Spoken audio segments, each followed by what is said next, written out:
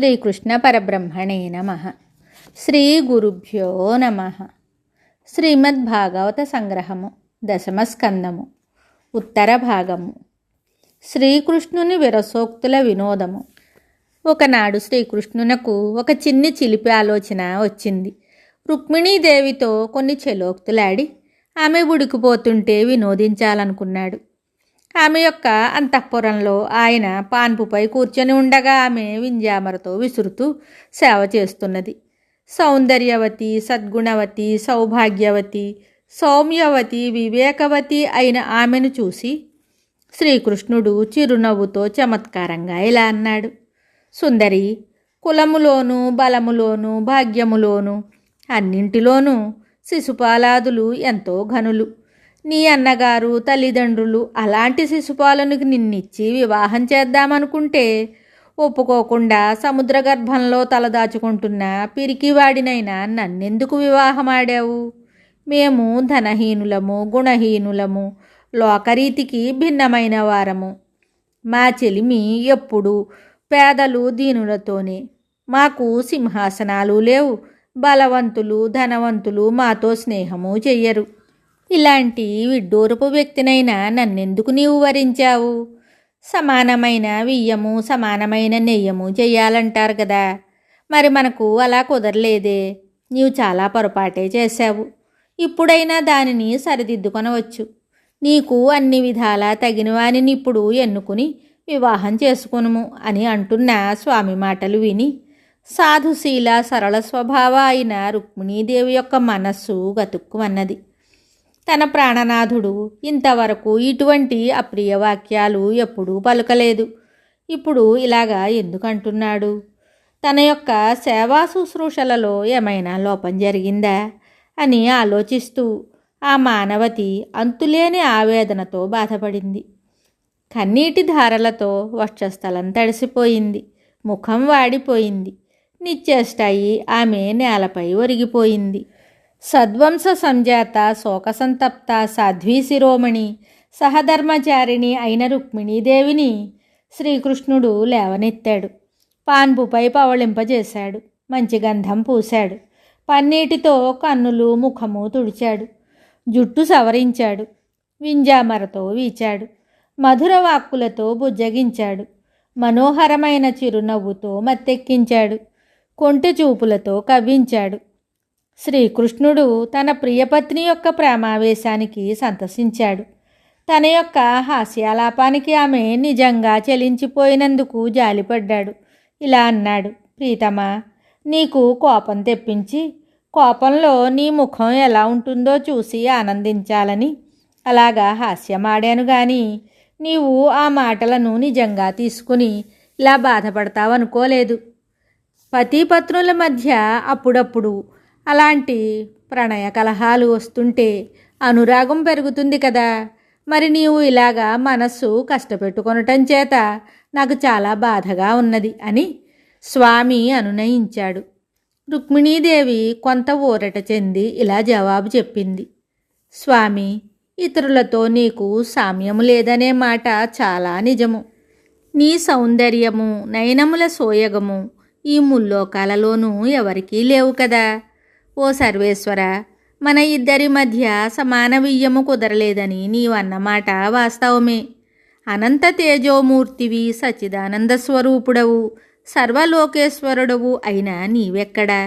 త్రిగుణాలతో కూడి శరీరంలో బంధింపబడి జ్ఞానహీననయున్నా నేనెక్కడ?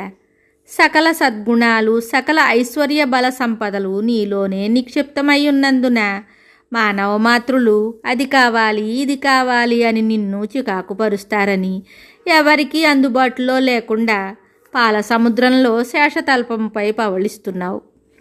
పరమేశ్వర, నీవు ధనహీనుడనన్నావు. అవును, జగత్తంతా నీదే అయి ఉండగా నీది కానిదేమున్నది? నీకు కావలసి ఉన్నదేమిటి? గుణహీనుడనన్నావు. నిజమే కదా. మరి త్రిగుణాతీతుడవైన నీ యందు ఏ గుణముంటుంది? లోకాలన్నీ నీ నుండే ఉద్భవించటం చేత నీవు లోకులకు భిన్నమైన వాడివే గాని స్వామి, సర్వవ్యాపకుడవైన నీ నుండి భిన్నమై ఉన్నదేమున్నది? దీనులు నిరుపేదలు నీకు కావలసిన వారన్నావు. అది కూడా సత్యమే. మరి నీవు దీనబాంధవుడవు, అనాథనాథుడవు కదా. బలవంతులు ధనవంతులు నీ చెలిమి చెయ్యరు, నిజమే. ధన జన బల అభిజాత్య గర్వమధాంధులైన అజ్ఞానులకు ఇంద్రియ తృప్తే ఏకైక లక్ష్యము. కానీ వారు సకల పురుషార్థ ప్రదాతవైన నిన్ను ఆశ్రయించరు. తామే సర్వశక్తిమంతులం అనుకుంటారు అహంకారులు. నీకు రాజర్కపు సింహాసనాలు లేవు అన్నావు. నీవు రాజాధిరాజువు, సర్వలోక మహేశ్వరుడవు. ఈ క్షణమాత్రముచే రాజులను రాజ్యాలను సృష్టించగలవు, నశింపజేయగలవు. నీకు సింహాసనాలతో ఏమి పని? భక్తుల హృదయాలే నీ సింహాసనాలు కదా. సర్వము త్యజించి నీ పాదారవింద ధ్యానములోనే జీవితమంతా గడిపిన యోగీంద్రులకే నీవు అగోచరుడవు. ఇంకా సామాన్యుల ఊహకు నీవు అందగలవా? వారు కర్మఫలాలను అనుభవిస్తూ కర్మలు చేస్తూ సంసార చక్రంలో పరిభ్రమిస్తూ ఉంటారు. ఇక నా విషయం చెప్తాను. చిన్నప్పటి నుండి నా మనస్సు నీ యందే లగ్నమై ఉన్నది. నేను నీ కోసమే జన్మించానని నా దృఢ విశ్వాసము. శివుడు బ్రహ్మ ఇంద్రాది దేవతలు కూడా నా దృష్టిని ఆకర్షించలేకపోయారు. ఇంకా ఈ దురహంకారులైన మానవాధీశులకు నా హృదయంలో చోటెలా ఉంటుంది? నీ యొక్క పాదపద్మాల సౌభాగ్యం ఎట్టిదో నాకు తెలుసు. రాజాధిరాజులు రాజర్షులు తమ సమస్త రాజ్య సంపదలను విడిచి ఆహార నిద్రలు మాని సతతము ధ్యానించే ఆ పాదపద్మాలను నేను స్వయంగా పూజించి సేవించే భాగ్యాన్ని కాదని క్షుద్రమైన రాజరికపు సుఖ సంపదలను కోరుకుంటానా అని చెప్పిన రుక్మిణి వాక్కులకు శ్రీకృష్ణుడు సంతోషించి ఇలా అన్నాడు. దేవి రుక్మిణి, నీకు నా యందున్న ప్రేమ గురించి నాకు తెలియదా? నేను పరిహాసానికి అన్న మాటలకు నీవింతగా మనస్సు కష్టపెట్టుకుంటావనుకోలేదు. వేటలోనూ దెబ్బలాటలోనూ రతిక్రీడలోనూ ఇలాంటి చమత్కారపు మాటలు వస్తాయి. వాటిని పట్టించుకొనరాదు.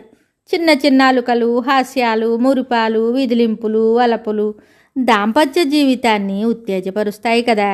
నీవు మహాపతివ్రతవు, సుశీలవు. బాల్యం నుండి అన్యచింత లేకుండా నా సేవలోనే ఉన్నావు. అన్నీ తెలిసి నిన్ను బాధ పెట్టాను. నన్ను మన్నించు. నీ మాటలు నాకు శ్రవణానందం కలిగించాయి. నీవు కోరినవన్నీ నాయందే ఉన్నవి. అవి అన్నీ నీకు లభిస్తాయి.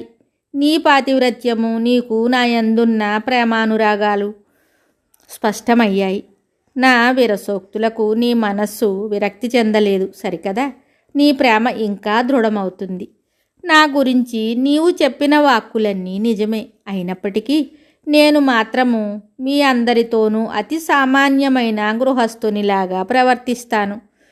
నీపై నాకు ప్రత్యేకమైన అనురాగం ఉన్నది. అది నీ సౌభాగ్యము. మోక్షప్రదాతనైన నన్ను కామవాంఛలతో పొందాలని కొందరు అల్పబుద్ధులు పూజలు వ్రతాలు తపస్సులు చేస్తూ ఉంటారు. వారి వాంఛలు తీరవచ్చునేమో గాని వారి యొక్క ఇంద్రియలోలత్వము వారిని నా నుండి దూరం చేసి నరకం వైపుకు తీసుకుపోతుంది. ఇంద్రియలోలురు నన్ను పొందలేరు. మానవతి, నీతో సమానమైన కాంతారత్నము ఎక్కడా లేదు.